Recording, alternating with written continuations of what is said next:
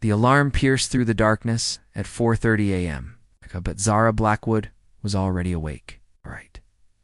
Her eyes fixed on the ceiling of her cramped quarters aboard the research vessel Meridian. Sleep had become a luxury she couldn't afford, not when she was so close to making the discovery that would change everything. Her fingers traced the rough edges of the notebook beside her pillow, filled with sketches of bioluminescent creatures that existed only in the deepest trenches of the Pacific Ocean. Zara swung her legs over the edge of the narrow bunk and immediately reached for her wetsuit hanging on the hook nearby. The fabric was still damp from yesterday's dive, cold against her skin as she pulled it on in the pre-dawn darkness. Every morning began the same way for the past 3 years since she'd joined the deep-sea research program. Every morning brought her one step closer to her ultimate goal: discovering a new species that would revolutionize marine biology and secure her place in scientific history. Professor Helena Grant had been clear from the beginning. The grant funding their research expedition would run out in 6 months. And if Zara couldn't produce significant results, her position would be terminated. Helena was a woman who commanded respect through fear rather than admiration, her silver hair always pulled back in a severe bun, her pale eyes calculating every word before it left her lips. She had built her reputation on the failures of her students, and Zara was determined not to become another cautionary tale. The research station's main laboratory buzzed with activity even at this early hour. Finn Torres, the station coordinator, was already at his post monitoring the weather conditions and preparing the dive schedules.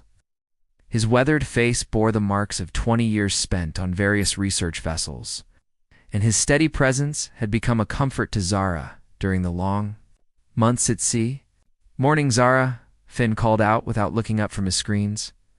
"Current's looking good today. You'll have a clear window for about 4 hours before the next storm system moves in." Zara nodded, already mentally preparing for the dive. She had been studying the sonar readings for weeks, identifying a previously unexplored ridge system nearly 3 miles below the surface. The pressure at that depth would be crushing, the darkness absolute except for the lights of her submersible. But she had seen something in those grainy sonar images that made her heart race with anticipation. Dr. Nolan Pierce entered the laboratory just as Zara was reviewing her equipment checklist. Pierce was everything Zara despised about the competitive nature of academic research. He was ambitious without being passionate, political without being honest, and he had made it clear that he considered Zara's research to be a waste of valuable resources. His perfectly styled black hair and expensive diving gear made him look more like a model than a scientist, but his credentials were undeniable. Still chasing shadows in the deep Blackwood? Pierce's voice carried the particular condescension that he reserved for researchers he considered beneath his notice. "Helena mentioned you've been requesting extended dive time again? Don't you think it's time to accept that your mysterious new species might not exist?" Zara's jaw tightened, but she kept her voice steady. "The bioluminescent patterns I've documented don't match any known species in the database. The tissue samples I've collected show genetic markers that suggest an entirely new evolutionary branch." Pierce laughed, a sound that grated against Zara's nerves like fingernails on a chalkboard. "Genetic markers can be deceiving. You're seeing what you want to see because your career depends on it. We all know what happens to researchers who come back empty-handed from expeditions like this." The truth in his words stung because Zara had been thinking the same thing during her sleepless nights. Her entire adult life had been building toward this moment. She had sacrificed relationships, ignored her family's concerns about her dangerous career choice, and poured every ounce of her energy into her research. The thought of failure was more terrifying than the crushing depths she explored daily. Professor Grant's voice cut through the tension in the laboratory like a blade. "Zara, I need to speak with you privately." Helena's office was a stark contrast to the cluttered laboratory. Everything was organized with military precision, from the perfectly aligned research journals to the single-framed photograph of her receiving a prestigious scientific award. She gestured for Zara to sit in the uncomfortable metal chair across from her desk. "Been reviewing your progress reports," Helena began, her fingers steepled in front of her. "Your documentation is thorough, and your dedication is admirable. but I need to see concrete results. The funding committee is asking pointed questions about our return on investment. I'm close to a breakthrough. The specimens I've been tracking show behavioral patterns that suggest higher intelligence than previously thought possible for deep-sea organisms. If I can document their communication methods, Helena interrupted, science is built on facts, not speculation. I have 2 weeks to produce something substantial. Or I'll have to reassign your position to someone who can deliver measurable results. The words hit Zara like a physical blow. 2 weeks. After 3 years of painstaking research, she had 2 weeks to prove that her life's work had meaning. She nodded stiffly and left Helena's office with her world spinning around her. The dive preparation took on new urgency. Zara checked and rechecked every piece of equipment, ran through emergency procedures with obsessive thoroughness, and studied the sonar readings until her eyes burned. The submersible Nautilus became her sanctuary, a cramped metal sphere that would carry her to depths where no human had ever ventured. As the sun crested the horizon, painting the Pacific in shades of gold and crimson, Zara sealed herself inside the Nautilus and began her descent. The surface world faded away as she sank deeper, the blue-green water gradually giving way to the eternal darkness of the abyss. At 2,000 feet, she turned on the external lights and began documenting everything she saw. The deep ocean was a universe unto itself, populated by creatures that seemed to belong to alien worlds. Jellyfish pulsed through the water like living galaxies, their translucent bodies trailing ribbons of light. Giant tube worms clustered around hydrothermal vents, their red plumes dancing in the mineral-rich currents. Every dive revealed new wonders, but Zara had trained herself to look beyond the obvious beauty to the subtle signs that might indicate something truly extraordinary. At 3,000 feet, she reached the ridge system that had been calling to her for months. The underwater mountain range stretched into the darkness like the spine of some sleeping giant, its peaks and valleys carved by millions of years of geological activity. This was where she had been seeing the strange lights, patterns of bioluminescence. That didn't match any known species in the scientific literature. Zara maneuvered the Nautilus carefully along the ridge, her cameras recording everything while she maintained detailed notes about water temperature, pressure readings, and the behavior of the various creatures she encountered. She had learned to be patient in the deep, to wait for the ocean to reveal its secrets rather than forcing discoveries through aggressive exploration. After an hour of methodical searching, she saw it, a faint pulsing light emanating from a crevice in the rock face, too regular to be natural, too complex to be from any known organism. Her heart pounded as she guided the submersible closer, every instinct telling her that this was the moment she had been working toward for years. The creature that emerged from the crevice was unlike anything in the textbooks. It moved with fluid grace despite its size, easily 12 feet in length. Its body covered in what appeared to be natural fiber optics that pulsed with patterns of blue and green light. Most remarkably, it seemed to be communicating with others of its kind, the light patterns shifting and responding in ways that suggested a sophisticated language. Zara's hands trembled as she operated the cameras, documenting every detail of the creature's appearance and behavior. This was it. This was the discovery that would validate years of sacrifice and dedication. The creature seemed aware of her presence but showed no fear, continuing its complex light display as if performing for her benefit as she watched. More creatures emerged from hidden crevices along the ridge. They moved in coordinated patterns, their bioluminescent communications creating a symphony of light in the darkness. Zara realized she was witnessing something unprecedented in marine biology, a social gathering of highly intelligent deep-sea organisms, possibly the first documented evidence of complex communication among creatures at this depth. The hours passed without her notice as she followed the creatures, documenting their behavior and collecting water samples that might contain traces of their biochemistry. Her oxygen reserves were running low, but she couldn't bear to leave this underwater paradise. These creatures represented everything she had dreamed of discovering, validation of her theories about intelligence in the deep ocean. As the Nautilus began its ascent toward the surface, Zara felt a mixture of triumph and exhaustion. She had done it. She had found her new species, documented their behavior, and gathered evidence that would revolutionize the field of marine biology. The years of sacrifice had been worth it. The sleepless nights, the isolation, the constant pressure from Helena and peers like Pierce, all of it. ID led to this moment. But as the submersible rose through the layers of water toward the surface world, Zara began to feel something unexpected, a sense of loneliness that had nothing to do with the isolation of the deep ocean. She had achieved her dream, but there was no one to share it with. Her single-minded pursuit of scientific glory had left her emotionally isolated, surrounded by colleagues who saw her as competition rather than a person worthy of friendship or love. The research vessel came into view through the porthole. Lights cutting through the twilight as Zara completed her ascent. She had found her new species, but somehow the victory felt hollow. She had everything she had thought she wanted, but sitting alone in the cramped confines of the Nautilus. She realized that success without someone to share it with was just another form of isolation. As the submersible was winched aboard the Meridian, Zara clutched her research notes and camera equipment, knowing that her life was about to change forever.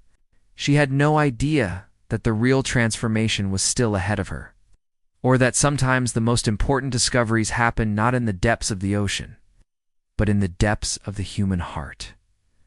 The morning after Zara's groundbreaking discovery, the research vessel Meridian hummed with unprecedented activity. Word of her finding had spread through the scientific community like wildfire, and Professor Helena Grant was already fielding calls from marine biology institutes around the world. For the first time in months, Helena's stern expression showed traces of genuine satisfaction. "Zara, you've done something remarkable," Helena said, her voice carrying a warmth that Zara had never heard before. "The initial analysis of your footage has the review board excited. They want to fast-track the documentation process, which means we need professional film crews to capture everything properly." Zara nodded, still processing the magnitude of what she had accomplished. The creatures she had discovered were already being referred to as Lumina communis in the preliminary reports, a name that captured both their bioluminescent beauty and their apparent social complexity.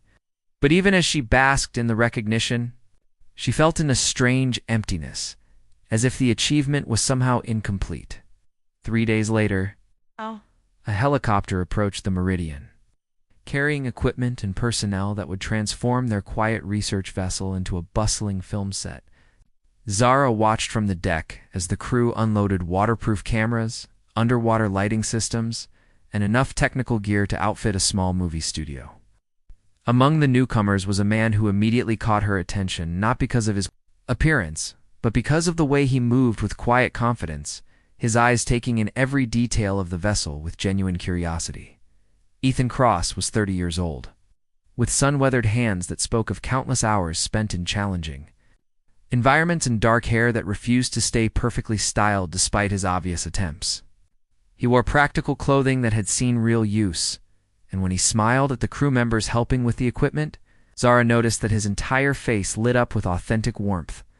"Dr. Blackwood, I presume?" Ethan approached her with an outstretched hand. "I'm Ethan Cross. I'll be directing the documentary about your discovery. I've been following your research for the past year, and I have to say your dedication is inspiring." "Yes." Zara shook his hand, surprised by the genuine interest in his voice. Most people who came to film their research were primarily concerned with creating dramatic footage for television audiences. "You've been following my research? Most of it has been theoretical until now."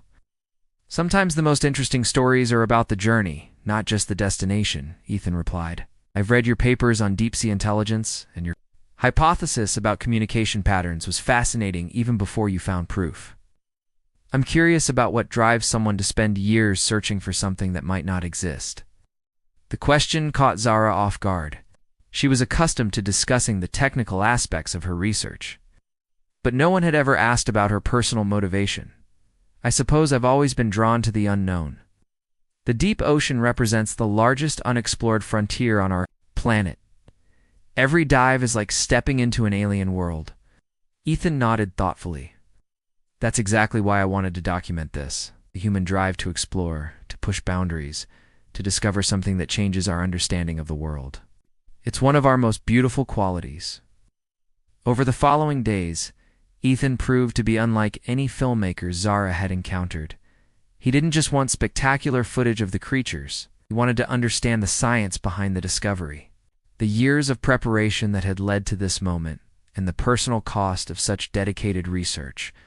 He interviewed Finn Torres about the technical challenges of deep-sea exploration, spoke with Dr. Pierce about the competitive nature of marine biology, and even convinced Professor Helena to discuss the pressure facing modern researchers. But it was during the long hours of equipment preparation that Zara found herself genuinely talking with Ethan. Unlike her colleagues, who saw a conversation as an opportunity to advance their careers or defend their research, Ethan listened with genuine interest to her thoughts about ocean conservation, the responsibility of scientific discovery, and the loneliness of spending months at sea pursuing abstract theories. "I've been thinking about what you said yesterday," Ethan mentioned as they worked together to waterproof one of his cameras, about the ocean being like an alien world. "Do you ever feel like you're more comfortable down there than up here with people?" Zara paused in her work, considering the question. "Sometimes. The deep ocean is predictable in its unpredictability. The creatures follow patterns based on survival and adaptation. People are more complicated, but also more rewarding," Ethan suggested gently. "The best documentaries I've made have been about the connections between people, the ways they support each other through challenges. Your discovery is remarkable, but watching you work with your team, seeing how passionate you are about protecting these creatures, that's the real story." Captain Rosa Martinez, the submarine pilot who had been working with Zara for the past 2 years, noticed the change in her colleague's demeanor. Rosa was a practical woman who had spent most of her adult life operating vessels in dangerous conditions, and she had developed a keen eye for reading people's emotional states. "You seem different lately," Rosa observed, as they prepared for another dive to film the creatures in their natural habitat. "More relaxed, maybe? It's good to see you smiling for reasons other than finding a new species." Zara felt heat rise in her cheeks, just excited about the documentation process. This discovery could change everything for marine biology funding and conservation efforts. Rosa smiled knowingly. "I've seen that filmmaker watching you work. He asks good questions, and he seems genuinely interested in your answers. That's rare in this business." The dive with Ethan was unlike any Zara had experienced. Sharing the cramped confines of the submersible with someone who wasn't a marine biologist forced her to articulate her passion in new ways. As they descended toward the ridge where the creatures lived, Ethan asked about her first dive, her fears, her dreams for the future of ocean exploration. "I've never seen anything like this," Ethan whispered as the first creatures appeared in the lights of the submersible. The Lumina Cominus moved through the water with ethereal grace, their bioluminescent patterns creating a living light show in the darkness. "It's like watching a conversation in a language made of light." Zara watched Ethan's face as he filmed the creatures, seeing wonder and respect in his expression rather than the calculating assessment she was used to from other researchers. "They're even more active today. I think they're responding to the additional lights from your equipment. Or maybe they're showing off for the camera," Ethan suggested with a grin. Even deep-sea creatures might enjoy their 15 minutes of fame. As they observed the creatures, Zara found herself explaining not just the scientific significance of their behavior, but the emotional impact of discovering something entirely new. "I've been searching for proof of intelligence in the deep ocean for years, but I never expected to find anything this sophisticated. They're not just communicating, they're creating art with light." The return to the surface marked a turning point in their relationship. Ethan had captured incredible footage of the creatures, but more importantly, he had captured Zara's genuine passion for her work. That evening, as they reviewed the day's filming, their conversation shifted from professional to personal. "I've been thinking about what you said about the ocean being your alien world," Ethan said as they sat on the deck watching the sunset. "I've spent years documenting people in extreme situations, and I've noticed that the people who are most passionate about their work often struggle with personal connections. They pour so much of themselves into their careers that they forget to nurture relationships."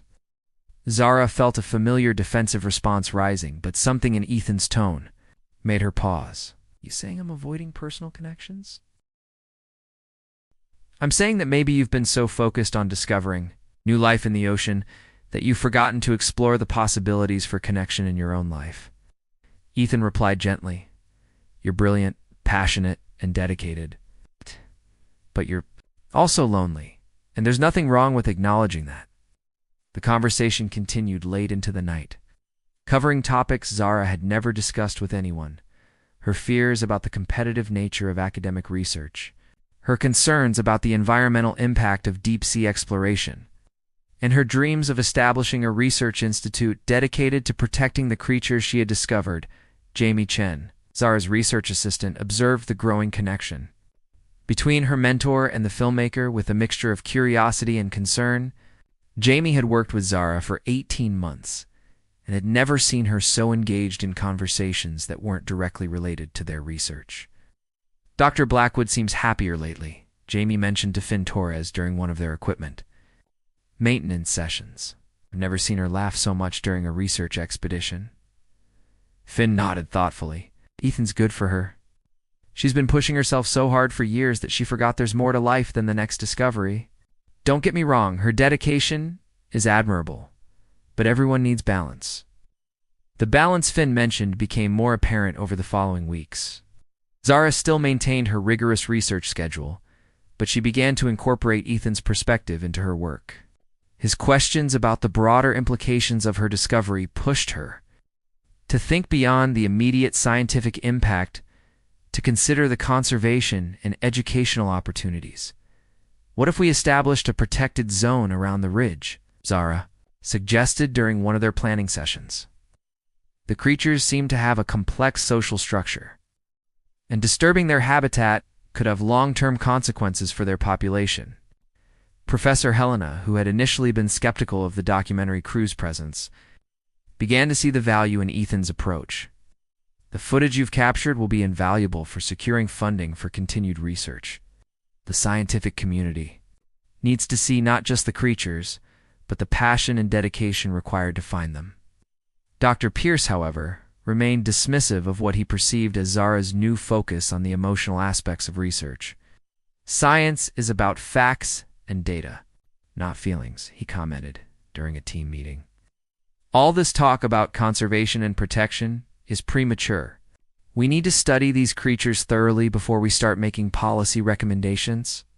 Ethan's response surprised everyone.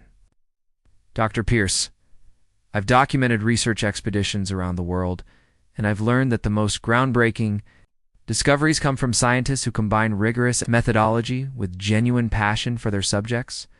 Dr. Blackwood's concern for these creatures' welfare doesn't diminish the scientific value of her work. It enhances it. The confrontation marked a shift in the dynamics aboard the Meridian. Zara realized that Ethan had not only captured her discovery on film, but it also helped her find her voice as both a scientist and an advocate for ocean conservation. For the first time in her career, she felt that her work had purpose beyond personal achievement. As the documentary filming neared completion, Zara faced a decision that would shape her future. Several prestigious research institutions had offered her positions based on her discovery, but accepting any of them would mean leaving the creatures she had worked so hard to find and protect. What if the real discovery isn't just the creatures, but what they've taught you about yourself? Ethan asked, as they prepared for what might be their final dive together. You've spent years searching for something new in the ocean, but maybe the most important discovery is learning that you don't have to choose between professional success and personal fulfillment. The question stayed with Zara as they descended once more toward the ridge. The creatures welcomed them with their familiar light display, and as she watched Ethan film their behavior with reverence and respect, she realized that her feelings for him had grown beyond professional admiration into something deeper and more complex. I've been thinking about what comes next, Zara said, as they ascended toward the surface. After the documentary is finished, after the scientific papers are published, after the media attention dies down, I don't want to just move on to the next discovery. I want to protect these creatures and continue studying them. Ethan smiled. That sounds like the beginning of a beautiful story. The best stories are the ones where the protagonist discovers that the real treasure isn't what they were looking for, but what they found along the way as they broke the surface and saw the research vessel waiting for them. Zara felt a sense of completion that had nothing to do with scientific achievement. She had found her new species, but more importantly, she had found someone who saw her not just as a brilliant scientist, but as a person worthy of love and partnership. The sun was setting over the Pacific, painting the sky in shades of gold and crimson that rivaled the bioluminescent displays of the creatures below.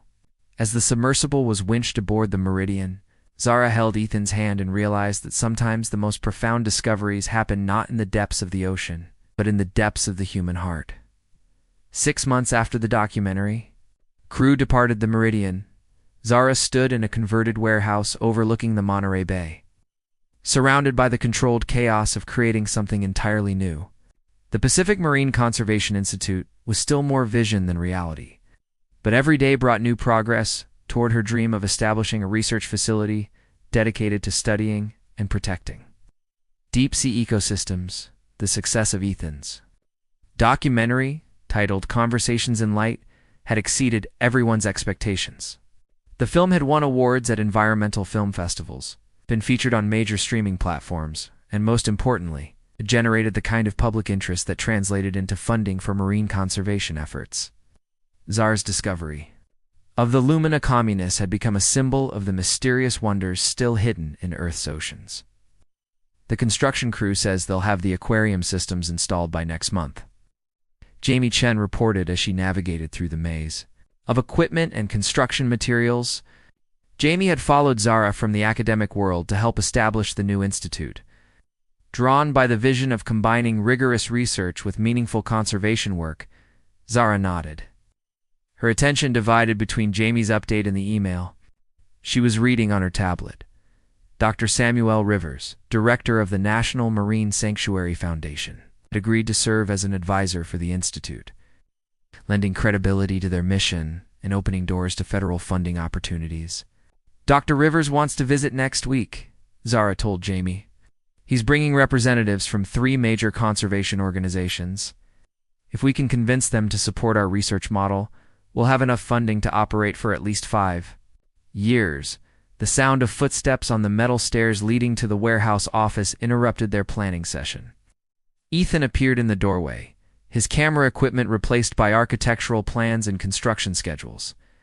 Over the past 6 months, he had become not just Zara's partner in love, but her partner in building something that would outlast their individual careers. The underwater viewing tunnel is going to be incredible, Ethan announced, spreading the latest designs across the cluttered desk. Visitors will be able to walk through a transparent corridor surrounded by a recreation of the deep-sea environment. It's like bringing the abyss to the surface. Zara studied the plans, imagining families and school groups experiencing the wonder of the deep ocean without the dangers and technical challenges of actual deep-sea exploration. The educational impact could be enormous. Most people will never have the opportunity to see these environments firsthand. That's the point, Ethan replied, his enthusiasm infectious. Our true discovery was just the beginning. Now we're creating a way for everyone to connect with these creatures and understand why protecting their habitat matters. The Institute represented a fusion of Zara's scientific expertise and Ethan's storytelling abilities. Rather than simply conducting research behind closed doors, they were creating a space where cutting-edge marine biology would be accessible to the public, where conservation education would be as important as scientific publication. Captain Rosa Martinez had agreed to join the Institute as head of submersible operations, bringing her years of experience operating vessels in challenging conditions. Her practical knowledge would be invaluable as they developed new methods for studying deep-sea creatures without disturbing their natural behavior.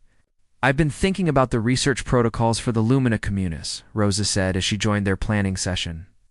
We need to establish observation schedules that minimize our impact on their social structures.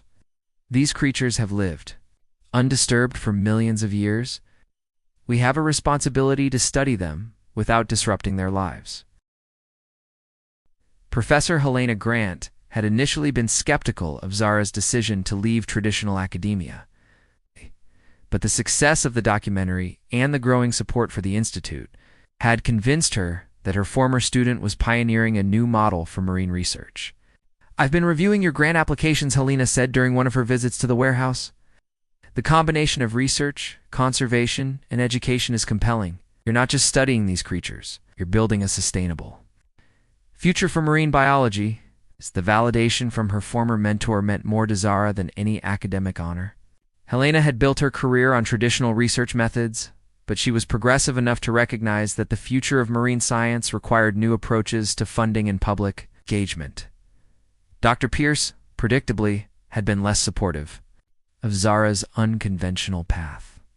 During a recent conference, he had publicly questioned whether the Institute would maintain the rigorous standards necessary for credible scientific research.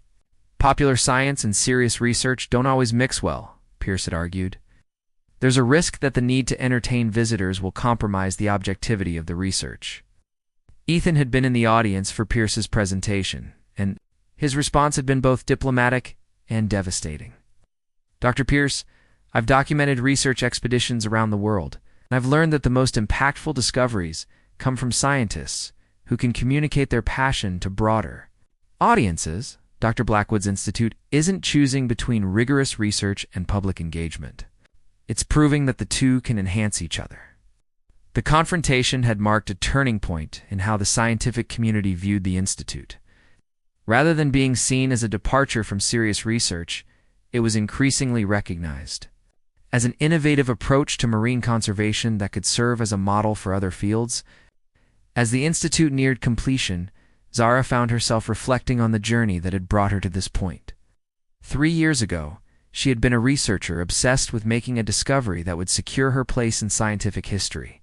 Now she was building something that would extend far beyond her individual career, creating opportunities for future generations of marine biologists and conservationists. "Do you ever miss the simplicity of just being a researcher?" Ethan asked, as they walked along the shoreline near the Institute.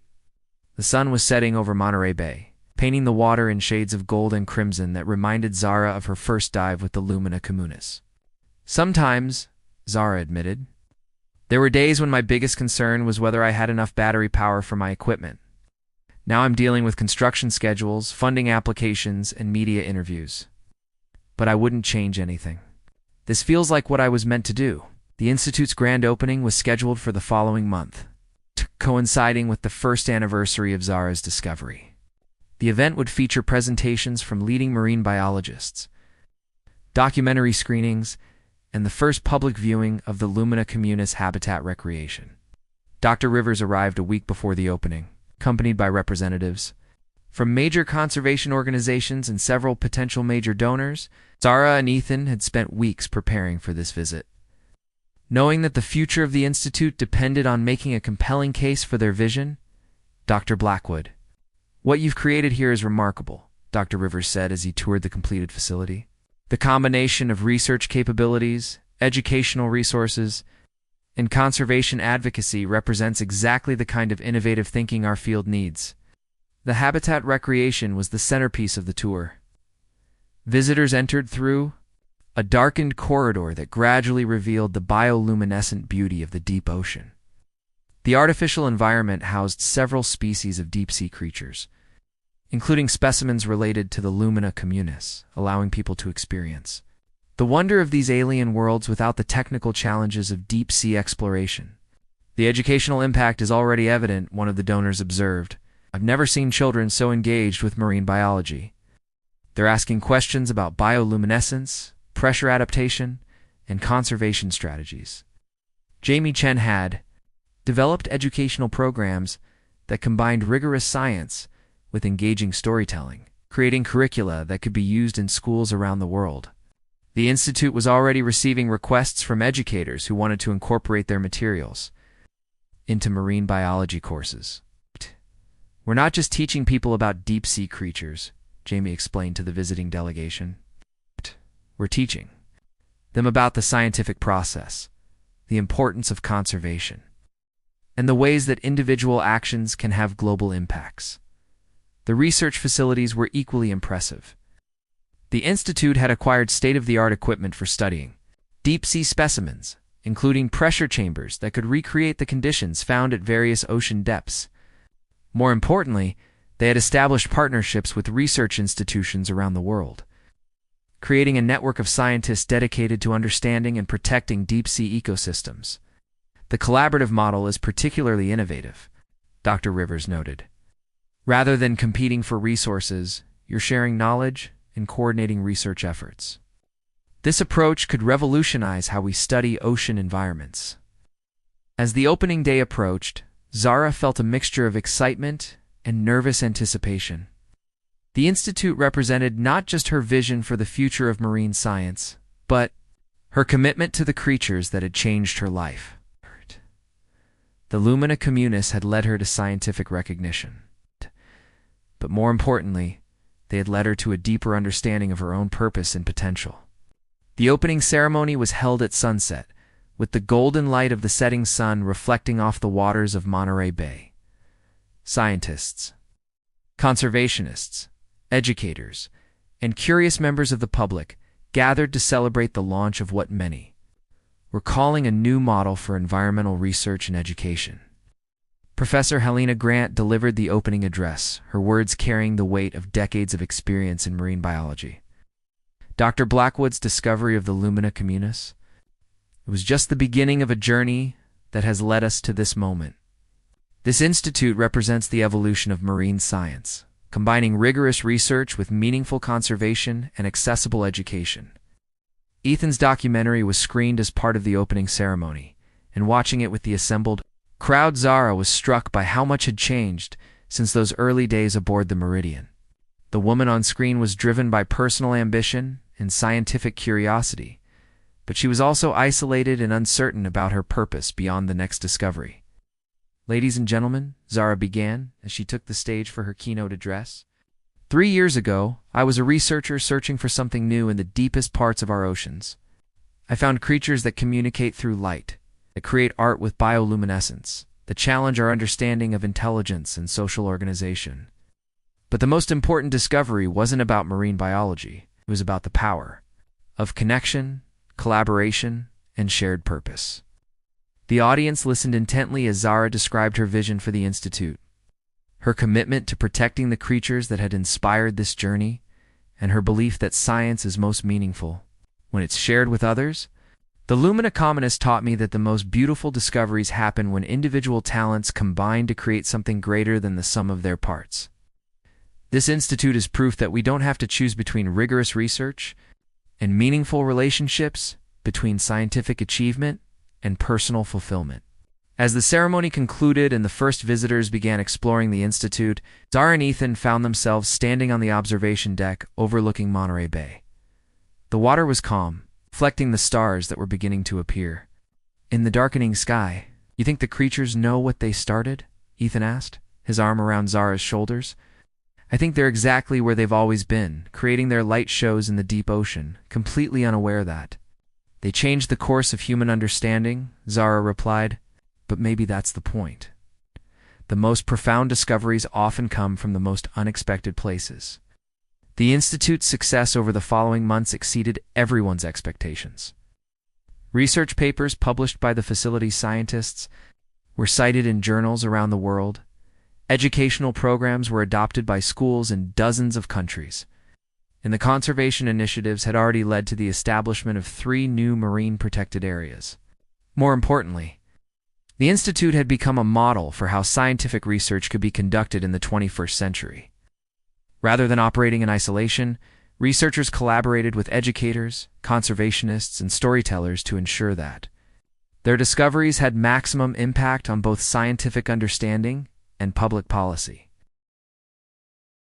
"We're getting requests from marine biologists around the world who want to establish similar institutes," Jamie reported during one of their weekly staff meetings. "The model we've developed here is being adapted for coral reef research, Arctic, marine studies, and even freshwater ecosystem conservation." Zara nodded, feeling a deep sense of satisfaction that had nothing to do with personal recognition. The Institute had become something larger than her individual vision, a catalyst for changing how humanity approaches the study and protection of marine environments. As the first anniversary of the Institute's opening approached, Zara and Ethan made their way back to the research vessel Meridian for a commemorative dive to visit the Lumina communities in their natural habitat.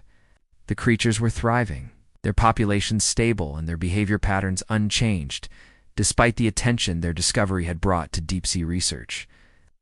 "They're still here," Zara whispered as the familiar light patterns welcomed them. Back to the ridge, still creating their conversations in light, still reminding us that there's so much we don't understand about our own planet. The dive was filmed for a follow-up documentary about the Institute's first year. But more importantly, it was an opportunity for Zara to reconnect with the creatures that had started her journey toward a more fulfilling life. As she watched, the Lumina communists danced through the water, their bioluminescent displays creating patterns of impossible beauty. She felt a sense of completion that had nothing to do with scientific achievement. "Thank you," she whispered to the creatures, knowing they couldn't understand her words, but hoping they might sense her gratitude. "Thank you for showing me that the most important discoveries aren't always the ones we're searching for." As the submersible began its ascent toward the surface, Zara and Ethan held hands in the cramped confines of the vessel, surrounded by the vast darkness of the deep ocean. Above them, the research vessel waited with its lights cutting through the twilight, a beacon guiding them back to the surface world where their real life together was just beginning. The Institute continued to grow and evolve, but its core mission remained unchanged: to study, protect, and celebrate the incredible diversity of life in Earth's oceans. Zara had found her new species, but more importantly, she had found her purpose, her partner, and her place in the larger story of human discovery and conservation. Years later, as she watched children press their faces against the viewing windows of the Institute's habitat recreation, their eyes wide with wonder at the bioluminescent displays of the deep-sea creatures, Zara would remember the moment when she first saw the Lumina communis and realized that sometimes the most beautiful discoveries come not from searching for something new, but from opening your heart to the unexpected possibilities that have been waiting for you all along. The creatures continued their eternal dance in the depths of the Pacific, their light patterns creating conversations in a language older than human civilization. And in the Institute above, scientists and visitors alike continued to learn from their example, discovering that the most profound connections often happen in the most unlikely places, and that the greatest achievements come not from individual ambition, but from the willingness to share wonder with others. The heart's compass, Zara learned, doesn't always point toward the destinations we expect, but it always leads us toward the discoveries we need most. Sometimes the most important journey is not the one that takes us to the deepest parts of the ocean, but the one that brings us home to ourselves and to the people who make our discoveries meaningful.